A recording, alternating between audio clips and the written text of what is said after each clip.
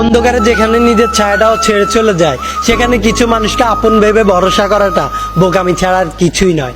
কারণ নিজের ছায়াটা ছেড়ে যেতে হলে তবু অন্ধকারের প্রয়োজন হয়, কিন্তু কিছু আপনজন নামের মুখোশধারী মানুষ ছেড়ে যেতে হলে অন্ধকারের প্রয়োজন হয় না, শুধু জীবনে একটু খারাপ সময় হলেই হয়।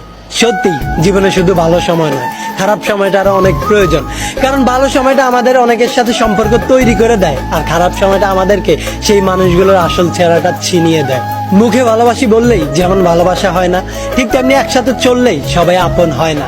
কারণ কিছু মানুষ স্বার্থ ফুরিয়ে গেলে দিন শেষে আর আমাদের পাশে রয় না।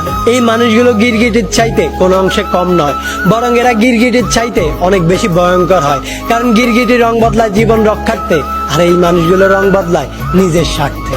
এই মানুষগুলো ভালো সময়ে নিজ থেকে সম্পর্ক তৈরি করবে, আবার খারাপ সময়ে নিজ থেকে হারিয়ে যাবে। আবার যাওয়ার সময় আপনাকেই বেঈমান, বিশ্বাসঘাতক আর স্বার্থপর উপাধি দিয়ে যাবে।